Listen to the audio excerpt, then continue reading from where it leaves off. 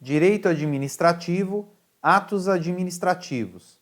Continuando os estudos do direito administrativo, ainda falando sobre os atos administrativos, vamos estudar agora a extinção dos atos administrativos. Lembrando que um ato administrativo é todo ato lícito que visa adquirir, resguardar, transferir, modificar ou extinguir direitos. Já em relação à extinção do ato administrativo, ela nada mais é do que a retirada ou exaurimento do ato administrativo do mundo jurídico. E essa extinção pode se dar de forma ordinária, também conhecida como extinção natural, que é quando o ato administrativo cumpre os seus efeitos. Um exemplo disso pode ser uma promoção, ou quando ele exaure os seus efeitos, poderia ser o cumprimento de um determinado alvará, ou ainda quando ele alcança um elemento condicional, como, por exemplo, um termo final, uma condição resolutiva, que estudamos na aula passada quando falamos dos atos administrativos em relação à produção dos seus efeitos. Entretanto, é possível ter ainda a extinção pelo desaparecimento. Nesse caso, é quando desaparece o objeto do ato administrativo, seja ele uma coisa ou uma pessoa. Assim, podemos ter a extinção pelo desaparecimento subjetiva ou objetiva. A extinção subjetiva é quando desaparece a pessoa, e a extinção objetiva é quando desaparece o objeto. Um exemplo de extinção subjetiva é quando morre uma pessoa habilitada a dirigir, pois a CNH é uma autorização personalíssima e com a morte do motorista habilitado, essa autorização para dirigir se extingue. Já em relação à extinção por desaparecimento objetiva, pode ser exemplificado com a queda de um prédio tombado, pois se o objeto do tombamento é o prédio e ele não existe mais, esse tombamento se extingue por falta de objeto. Temos ainda a extinção do ato administrativo pela renúncia, que seria a abdicação pelo beneficiário do benefício dado pelo ato administrativo.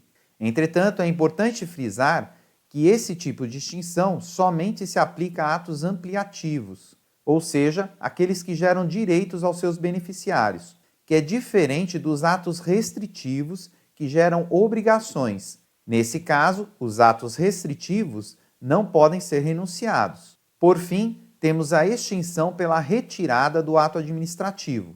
Nesse caso, um novo ato administrativo retira o ato anteriormente vigente do mundo jurídico. E dessa forma teremos 5 atos de retirada possíveis: a revogação, a anulação, a cassação, a caducidade e a contraposição. A extinção pela revogação decorre de um vício de legalidade originário. Portanto, nesse caso, o ato é válido, ele não é inválido. Ele está no seu exercício pleno de eficácia. Já a extinção pela anulação decorre de atos ilegais, com defeitos ou com vícios, diferente da extinção por revogação, que decorre de vício de legalidade. Dessa forma, a extinção por anulação decorre de ato inválido e não de ato válido, como a anulação. Isso fica perfeitamente explicado na súmula 473 do STF, que diz que a administração pode anular seus próprios atos quando eivados de vícios que os tornem ilegais, porque deles não se originam direitos, ou revogá-los por motivo de conveniência ou oportunidade, respeitados os direitos adquiridos e ressalvada, em todos os casos, a apreciação judicial. Outra forma de extinção pela retirada seria a cassação. Nesse caso, a administração retira o ato administrativo do mundo jurídico, pois o beneficiário não cumpriu os requisitos legais para a manutenção desse ato administrativo. Temos ainda a extinção pela caducidade. Nesse caso, a lei posterior torna o ato anterior, que era o ato administrativo válido, ilegal. Por fim, temos a extinção por contraposição, também conhecida por extinção de retirada por derrubada. Nesse caso, teremos um ato administrativo posterior que tem efeitos opostos ao ato anterior. Portanto, é um ato contraditório ao ato anteriormente válido. Um exemplo disso poderia ser a nomeação versus a exoneração, que não podem existir em paralelo no mundo jurídico, pois a nomeação insere uma pessoa dentro do funcionalismo público. Já a exoneração exclui essa pessoa dos quadros do funcionalismo público. Portanto, eles não podem existir em paralelo, pois são contrapostos entre si. Observe também que a caducidade e a contraposição são muito semelhantes. Entretanto, eles não se confundem, pois o ato administrativo posterior, no caso da caducidade, torna o ato anterior ilegal. Já no caso da contraposição, não há ilegalidade no ato anterior.